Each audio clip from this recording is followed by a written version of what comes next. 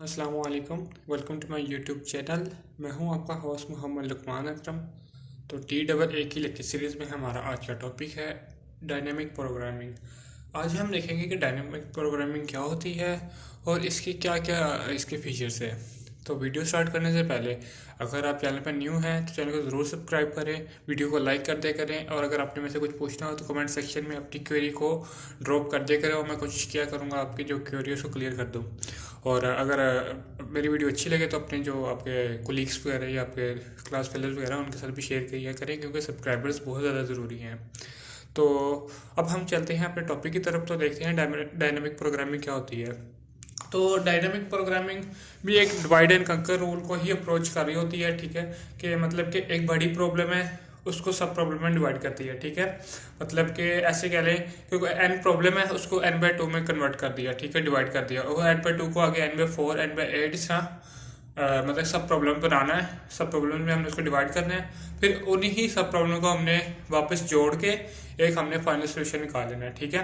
ये तो होता है डिवाइड एंड कंकर रूल में। इसमें भी सेम यही स्ट्रेटेजी यूज़ होती है, पर लेकिन इसमें थोड़ी सी चेंजिंग है। इसमें एक आ जाती है ओवरलैपिंग की, ठीक है, कि ओवरलैपिंग होती है इसमें। अब ओवरलैपिंग का क्या मतलब है, मैं आपको बिल्कुल क्लियर इसी मतलब कि आपको समझ आएगी कि ओवरलैपिंग क्यों इसको कहा जाता है, ठीक है। तो इसके दो फीचर्स हैं, एक होते हैं ऑप्टिमल सबस्ट्रक्चर। ऑप्टिमल सबस्ट्रक्चर से ही पता चल गया कि हमने इसके स्ट्रक्चर के सबस्ट्रक्चर्स बनाने हैं, ठीक है, मतलब कि प्रॉब्लम की सब प्रॉब्लम बनानी है, ठीक है। और ओवरलैपिंग सब प्रॉब्लम इसका ही मैं आपको बताता हूँ इसे क्या कहते हैं, ठीक है। तो फॉर एग्जांपल ये मेरे पास एक मर्ज सॉर्ट है, ठीक है।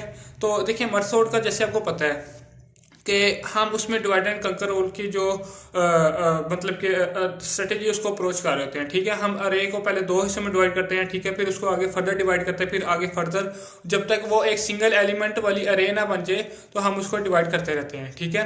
तो इसी तरह ये देखें मैंने इसको डिवाइड किया, देखिए 3 2 5 3 2 1 10 20, ये मेरे मतलब अरे में डाटा पड़ा हुआ था, ठीक है। इसको मैंने आगे दो हिस्सों में डिवाइड किया, फिर आगे आगे डिवाइड किया, देखिए। अब ये देखिए अगर ये 2 है, ये देखिए फॉर एग्जांपल ये वाला 2 है, ये यहाँ पे तो नहीं है, नहीं है ना, तो ये रिपीट नहीं हो रहा, तो यहाँ पे ओवरलैपिंग नहीं हो रही है, यहाँ पे रिपीटेशन नहीं हो रही है। पर लेकिन जो हमारी डायनामिक प्रोग्रामिंग है इसके अंदर ओवरलैपिंग होती है, रिपीटेशंस होती है, ठीक है। तो हम उन रिपीटेशन के लिए ये करते हैं कि जो चीज़ें हमारी रिपीट हो रही होती हैं या ओवरलैप कर रही होती है, हम एक टेबल बनाते हैं, ठीक है। हम उसको वो उन सारी वैल्यू को वहां पे स्टोर कर देते हैं, ठीक है। तो जब भी हमें वो वैल्यूज चाहिए होती हैं तो हम वहां से उनको उस टेबल से एक्सेस कर लेते हैं, ठीक है। ये होती है ओवरलैपिंग। मैं आपको एक एग्जांपल की मदद से समझाता हूँ ताकि आपको ज़्यादा समझ आए।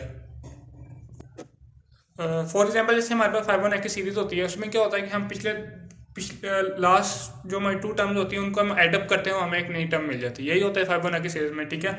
अब ये देखिए मैंने यहाँ पे एक 5 1 की सीरीज बनाई हुई है पहले ही, ठीक है। तो ये देखें जीरो का जीरो ही आएगा, ठीक है, वन का वन, और 1 + 1 2, ठीक है, और 2 + 1 3, और 3 + 2 5, और इसी तरह ये 8, 5 + 3 8, और 8 + 5 13, ठीक है। तो ये क्या हो रहा है, ये पिछली हमें दो टर्म्स की मतलब कि वैल्यू मिली है एडअप करके, तो हमें एक नई टर्म मिली है, सही है। तो अब ये देखिए वन पे हमें क्या मतलब वन होगा तो हमें मतलब n1 होगा तो हमें n1 मिलेगा, और अगर n0 होगा तो 0 मिलेगा, ठीक है। अब फॉर एग्जांपल मेरे पास हमने f(4) फाइंड करना है, ठीक है। तो हम क्या करेंगे, f(4) को पहले f(2) में डिवाइड कर देंगे, ठीक है। देखिए मैंने यहाँ डिवाइड कर दिया f(2) में, ठीक है। अब f(2) को आगे भी मैं डिवाइड कर सकता हूँ ना, f(2) और f(1) में, ठीक है। तो फिर आगे जो हमारे f(1) और f(2) और f(1) है, मैं उसको आगे फिर और मजीद डिवाइड कर सकता हूँ f(1) और f(0) में, ठीक है। तो सेम इधर भी ये हो रहा है, देखिए। अब ये देखिए f(1) f(0) f(2) और f(1), ये तो इधर भी रिपीट नहीं हो रही है, f(2) इधर भी है, f(1) इधर भी है, और f(0) इधर भी है। ये क्या होता है, ये रिपीटिशन हो रही है, ये ओवरलैपिंग हो रही है, ठीक है। तो हम क्या करेंगे, हम ये जो भी मतलब जैसे f(2) है, f(0) है, ये जितने भी नंबर जो रिपीट्स हो रहे हैं हम इसको एक टेबल में स्टोर कर देंगे।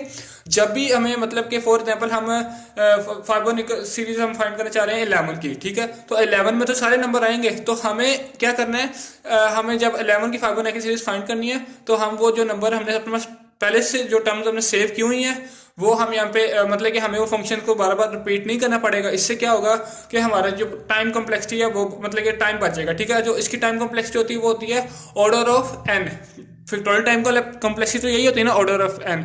ठीक है, तो ये होती है ओवरलैपिंग, मतलब कि जो हमारा डाटा रिपीट हो रहा है या ओवरलैप हो रहा है, हम उसको क्या करते हैं, हम उसको सेपरेट एक टेबल के अंदर सेव कर लेते हैं, स्टोर कर लेते हैं, और जब भी हमें वहां से जरूरत होती है हम उसको एक्सेस कर लेते हैं।